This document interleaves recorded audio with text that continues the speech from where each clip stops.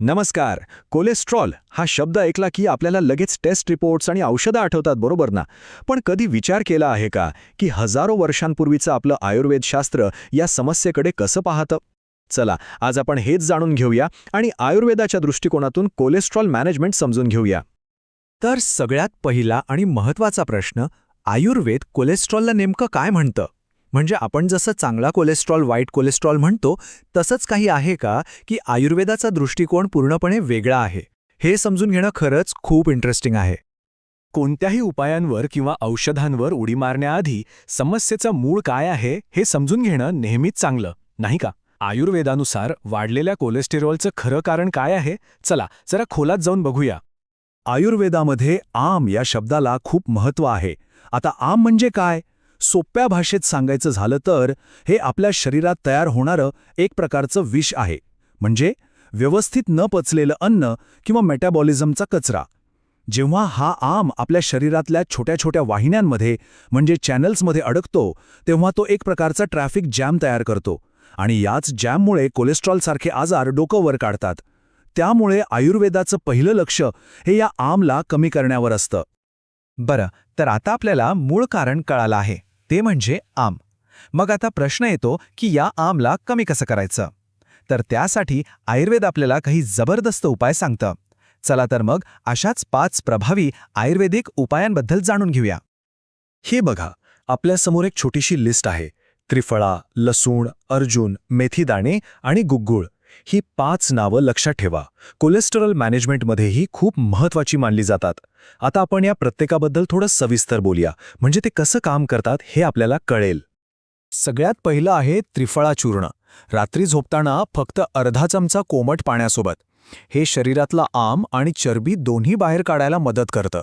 दुसरं आहे अर्जुन चूर्ण, जे खास करून रिद्ध्यासाठी म्हणजे रिद्ध्याला ताकद देण्यासाठी ओळखलं जातं. तिसरं म्हणजे आपले स्वयंपाकघरातले मेथी दाणे. रोज रात्री 1 चमचा भिजवून सकाळी चावून खायचे. आणि हो, चौथा उपाय आहे गुग्गुळ. हा अतिरिक्त चरबीसाठी खूपच प्रभावी आहे. पण एक मोठी अट आहे. हा उपाय फक्त आणि फक्त वैद्यांच्या सल्ल्यानेच करायचा आहे. आणि आता येऊया लसणाकडे. या स्त्रोतामध्ये लसणासाठी अत्यंत प्रभावी हा शब्द वापरला आहे. विचार करा, सकाळी रिकाम्या पोटी फक्त 1-2 लसणाच्या पाकळ्या चावून खाल्ल्याने वाईट कोलेस्ट्रॉल म्हणजे LDL कमी व्हायला मदत होते. हे एक प्रकारे आपल्या रक्तवाहिन्यांसाठी नॅचरल क्लीनरसारखं काम करतं. आता उपाय तर आपण पाहिले, पण एक प्रश्न आहे, फक्त हे चूर्ण किंवा औषधं घेऊन खरंच भागेल का? आयुर्वेद म्हणतं अजिबात नाही. जोपर्यंत आपण आपल्या आहारात आणि जीवनशैलीत बदल करत नाही, तोपर्यंत कोणताही उपाय पूर्णपणे यशस्वी होऊ शकत नाही. चला बघूया काय बदल आवश्यक आहेत. 1 मिनिट थांबा. ही स्लाइड खूप महत्त्वाची आहे, कारण मूळ स्त्रोतामध्ये आहारातील बदलांना खूप महत्त्वाचे असं विशेषण लावलं आहे. याचाच अर्थ आपण याकडे अजिबात दुर्लक्ष करू शकत नाही. बघा, नियम किती सोपे आहेत. काय खायचं?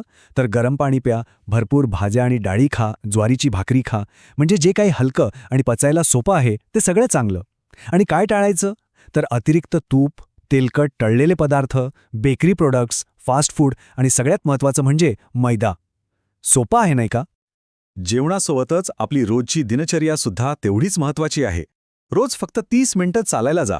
याने आपलं पचन सुधारेल.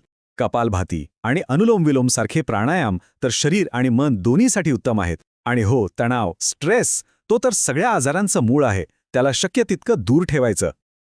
तर आपण उपाय पाहिले, आहार पाहिला, जीवनशैली पाहिली. पण आता आपण या सगळ्या माहितीच्या सगळ्यात महत्त्वाच्या भागाकडे आलो आहोत.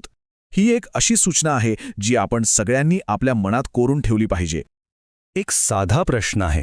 हे जे सगळे उपाय आपण बघितले ते खरंच सगळ्यांसाठी आहेत का? म्हणजे कोणीही कधीही हे उपाय सुरू करू शकतं का? या प्रश्नाचं उत्तर नाही असं आहे. आणि ते का हे जाणून घेणं आपल्या आरोग्यासाठी अत्यंत गरजेचं आहे. तर लक्षात ठेवा, सगळ्यात महत्त्वाची गोष्ट, कोणताही आयुर्वेदिक उपाय सुरू करण्यापूर्वी तो कितीही साधा वाटत असला तरी एका तज्ज्ञ डॉक्टर किंवा वैद्याचा सल्ला घेणं अनिवार्य आहे. स्वतःच्या मनाने उपचार करणं म्हणजे आपल्या आरोग्याशी खेळण्यासारखं आहे आणि ते आपल्याला अजिबात करायचं नाहीये. स्त्रोतामध्ये काही गोष्टी अगदी स्पष्टपणे सांगितल्या आहेत. जर कोलेस्ट्रॉलची पातळी खूप जास्त असेल किंवा छातीत दुखत असेल किंवा आधीपासूनच BP, डायबिटीससारखे आजार असतील तर मग घरगुती उपाय करत बसण्याऐवजी लगेच डॉक्टरांना भेटलं पाहिजे. आपलं आरोग्य ही आपली पहिली जबाबदारी आहे. तर आज आपण पाहिलं की आयुर्वेद कोलेस्टेरॉलकडे किती वेगळ्या आणि सखोल दृष्टिकोनातून पाहतं. निसर्गात अनेक आजारांवर उपाय आहेत हे खरं आहे, पण निसर्गाचा वापर जबाबदारीने कसा करायचा हा खरा प्रश्न आहे. नैसर्गिक उपाय आणि आधुनिक वैद्यकीय शास्त्राचा योग्य सल्ला यांच्यातला समतोल साधणं हेच निरोगी आयुष्याचं खरं रहस्य आहे. यावर नक्की विचार करा.